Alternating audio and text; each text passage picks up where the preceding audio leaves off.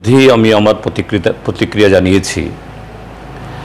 হ্যাঁ, গতকাল দিনটা ছিল রবিবার, ছুটির দিন, এবং সময়টাও একটু কি বলে রাত 10টা, একটু অসময়।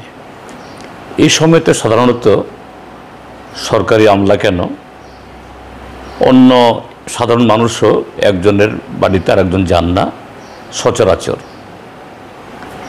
কিন্তু গতকাল যে ঘটনাটা ঘটেছে, সামাজিক মাধ্যমে আজকে সকালবেলা আমি সবটা দেখেছি এবং অন্যভাবেও আমি খোঁজখবর নিয়ে জানার চেষ্টা করেছি যে এই গোমতী জেলার বর্তমান জেলা শাসক তড়িৎকান্তি চাকমা, তাকে এডিসির চিফ এক্সিকিউটিভ মেম্বার এবং প্রদ্যুৎ মাণিক্য কিশোর মহোদয়, তারা নানা কারণে এডিসির প্রশাসনের প্রশ্নের কারণে এডিসির কাজকর্ম পরিচালনায় ডিএমদের একটা গুরুত্বপূর্ণ ভূমিকা থাকে।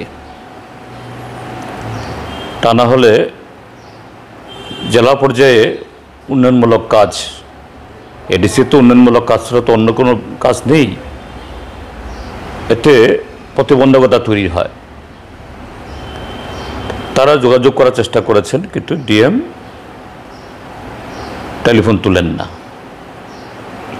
গতকালও তারা এইভাবেই তার সাথে কথা বলতে চেষ্টা করেছেন। এটা পূর্ণচন্দ্র জমাতিয়া বা প্রদ্যুৎ মাণিক্য কিশোরের কাছ থেকে আমার জানা না, আমি অন্যভাবে জানার চেষ্টা করেছি।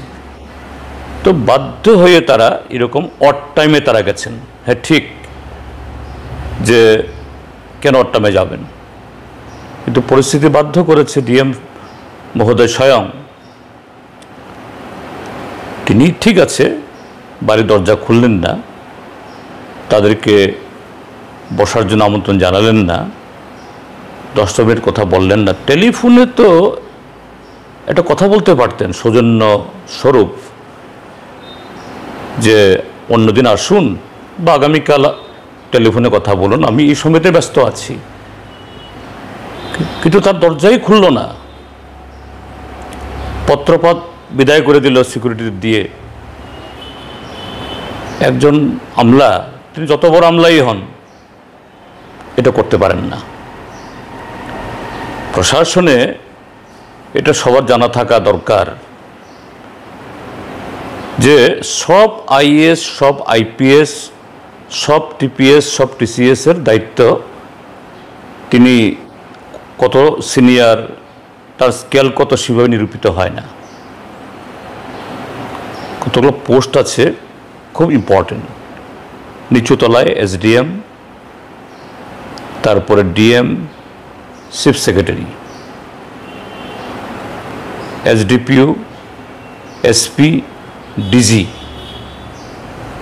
এসপি র্যাঙ্কের, ডিজি র্যাঙ্কের আরও অনেক অফিসার থাকেন, কিন্তু যিনি এই পোস্টগুলো হোল্ড করেন, বিশেষ করে জেলা শাসক এবং জেলা এসপি, তাদের অফিসে জাতীয় পতাকা ওড়ে।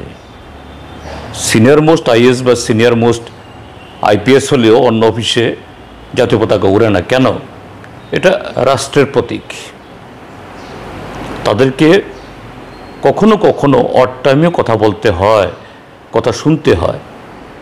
আর গতকাল কথা বলতে চেষ্টা করেছেন প্রথম টেলিফোনে, প্রথম তারা যাননি টেলিফোনে।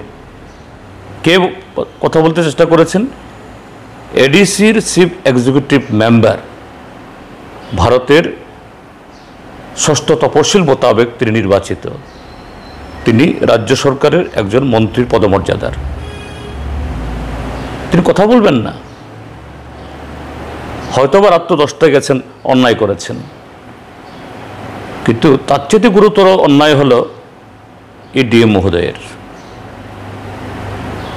অল্প বয়স, এখন হয়তো অভিজ্ঞতা হয়নি, কিন্তু মাথার মধ্যে তার ভূত চেপে গেছে যে আমি সাংঘাতিক হয়ে গেছি। সে ব্রিটিশ আমলের আইসিএস অফিসারদের মতো এরা মনে করত এই দেশের সমস্ত নাগরিকরা তাদের ভৃত্য। আমারও অভিজ্ঞতা হয়েছে এই তরিত কান্তি চাকমার সাথে। আমি কদিন আগে আমিও ফোন করে তার ফোনে রিং হয়েছে। এই যে ডিএমদের যে টেলিফোন, এটা ইদানিংকালের না, এক ডিএম গেলে আরেক ডিএমের কাছে ট্রান্সফার হয়, এই নাম্বারটা সবার কাছে থাকে। এবং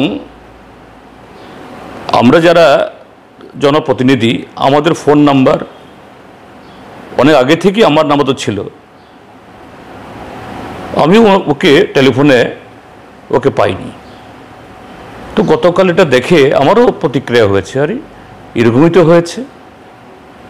কাজে এটা একজন যে জেলা শাসকের পদ, যিনি এই পদে আছেন, তার পক্ষে অত্যন্ত যে কি বলে, এটা গ্রহণযোগ্য নয়। এবং এটা যে জনপ্রতিনিধিদের এবং তার যে পদমর্যাদা, তার যে দায়িত্ব, এর প্রতি এটা অবিচার। তো এই জন্য আমি নিন্দা করছি। এখানে অন্য কোনো বিষয় সেখানে নয়। তো এটা হওয়া উচিত না যে রাজ্য প্রশাসনকে, রাজ্য সরকারকে, এই জাতীয় আরও কিছু অফিসার আছেন, নাম বলছি না এখানে, আরও কিছু এরকম আছেন, তাদেরকে সেন্সিটাইজ করা উচিত। এটা শাসক দলের জনপ্রতিনিধি না বিরোধী দলের প্রশ্ন না, জনপ্রতিনিধি, তাদের সাথে সেরকম সৌজন্য, সেরকম গুরুত্ব, সেরকম সম্মান দিয়ে কথা বলা দরকার, পাবলিকের সাথেও। কিন্তু এটা যা করেছেন অত্যন্ত গর্হিত, এটা হওয়া উচিত ছিল না, এটা দুর্ভাগ্যজনক।